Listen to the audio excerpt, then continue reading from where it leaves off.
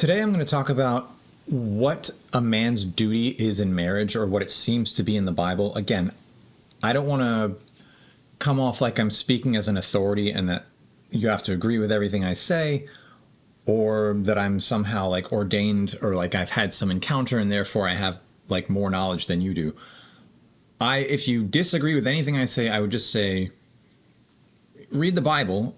If you disagree and you can find evidence in the Bible, it's like, cool, like, tell me that. I would love to hear that.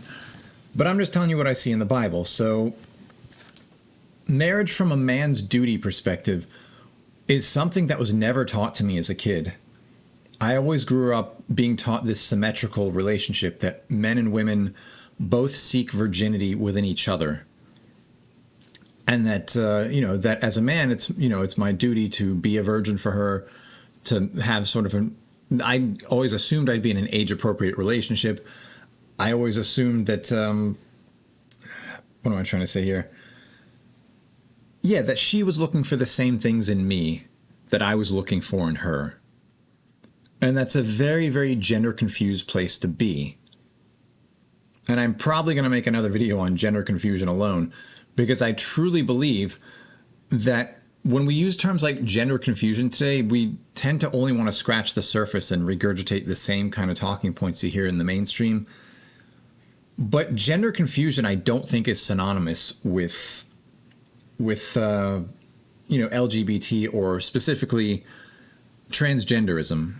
I don't think that is the heart of gender confusion, because when I look at my own history, and I say this, like, if you're LGBT, or if you're struggling with trans thoughts, understand, like, I can't say I identify with that, or I could meet you right there. But understand, looking back on my life, I see my younger self as being very gender confused and very misled by a narrative that I was essentially supposed to be the equivalent of a male bride, that I needed to meet female virtues and female requirements to be attractive to a woman as a husband. And this made getting married obviously very difficult. I was a young guy. I was very fit, had good looking hair. I had, a lot of good things going for me back then. But I would always attract some of the most beautiful women up front. And I think a lot of guys deal with that. But holding on to a beautiful woman's attraction is very difficult. That was another thing. And it always seemed like, why is it I'm attracting these insanely beautiful women, but they don't stick around? What is it about me that's like repelling them, or makes them like go, oh, this guy's not what I thought he was? And I think a lot of it comes from the place of, men trying to act like women to attract women doesn't work. And we've been doing this for so long that when I look at things today, like transgenderism, this is just like the next rung on the ladder. It's not anything new. This is how I think a lot of Satan's narratives work. When I look at the hormone blockers, I think I pointed out before that I think age of consent laws are very similar. Like, it's just, how many ways can we delay puberty and delay maturity to make sure that no one ever has kids? So yeah, that's my rant on that part. Back to a man's duty within marriage. A man's duty, biblically speaking, and this is pretty consistent throughout the Bible, seems to be that he's a caretaker, a discerner, a man willing to die for his bride, for his kids. Like, he's got, you look at Christ, we're supposed to model ourselves after Christ as a husband, and Christ is incredibly noble, giving his life up for us. That's not a light matter. But he's not being like, I don't want to say he's not being sexually exclusive. Like, he's not that either. But I'm saying we're not looking at this as a symmetrical thing. And if you try to explain that to most Christians, they'll say things like, oh, but it's different with guys and girls. It's, it's different. You can't compare God and that. And I'm like, no, this is actually, you're speaking from Muslim logic now. The thing that makes the Bible so unique and special is that God is speaking to us on the terms of, I created you in my image. If I put these things in worldly terms, this should help you understand these things. Just like Jesus saying to Nicodemus, I speak to you about worldly things and you don't believe. How will you believe if I speak to you of heavenly things?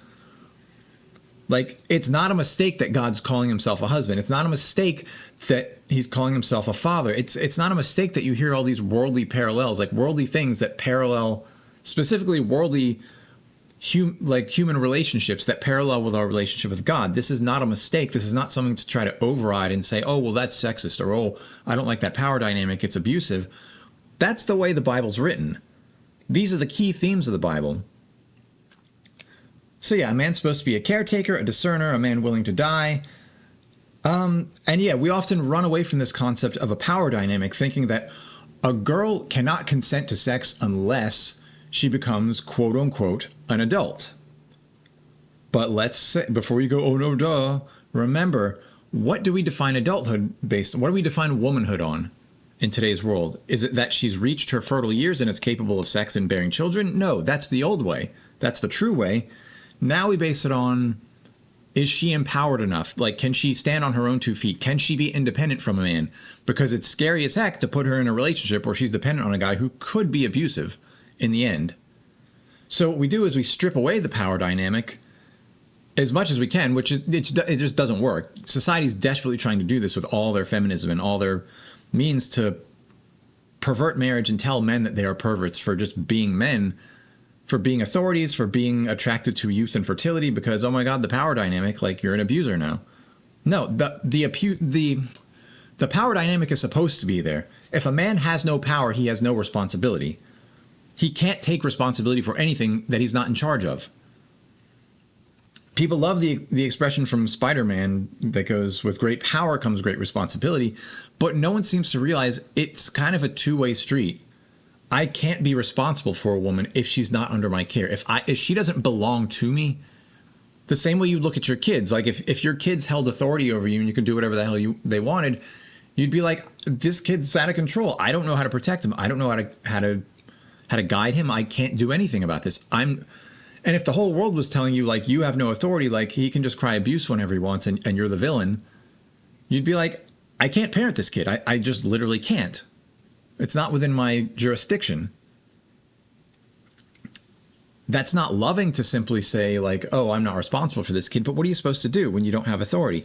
So when we live in a world today where men have no authority over their wives, what can you do? How is it marriage anymore? So I'm going to cut this one off here. I'm going to make another video pretty soon about other topics related. Thank you.